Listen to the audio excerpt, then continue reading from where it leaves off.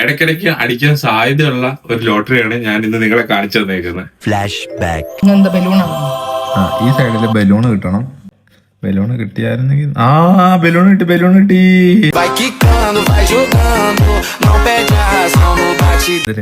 വീണ്ടും രണ്ടാമത്തെ ബലൂൺ കിട്ടി.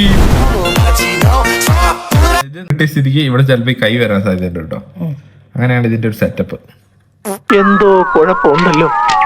അതാ ഞാൻ പറഞ്ഞില്ലേ, കൈ കിട്ടി. ഇതൊക്കെ എന്ത്? ഇവിടെ ഇനി 2 നമ്പറും വരും. 21, 22. ഇവിടെ 21 ഉണ്ടാവും. 21 അടുത്ത വിന്നിങ്. ഇനി അടുത്തത് 21 ആയിരിക്കും. കാരണം ഈ ലോട്ടറി ഞാൻ കൊറേ കണ്ടിട്ടുള്ളതാണ്. എനിക്ക് വിന്നിങ് എമൗണ്ട് നമുക്ക് ചേർക്കാം. 2 പൗണ്ട്, വീണ്ടും 2 പൗണ്ട്, 2 പൗണ്ട് എമൗണ്ട്, 2 പൗണ്ട്. ഇതിന്റെ winning amount 2 pound. 10 pound from 2 pound. ഞാൻ ചെയ്യുന്നതെന്ന് പറഞ്ഞു കഴിഞ്ഞാൽ എനിക്കിപ്പോ 10 പൗണ്ട് കിട്ടിയല്ലോ. വീണ്ടും ഒരു 2 പൗണ്ടിന് ഞാൻ ഇതേ സെയിം ലോട്ടറി എടുക്കും. ബാക്കി 8 പൗണ്ട് യേശുവിന്റെ ഒരു പിഗ്ഗി ബാഗ് ഉണ്ട്, അതിന് ഞാൻ നിക്ഷേപിക്കും.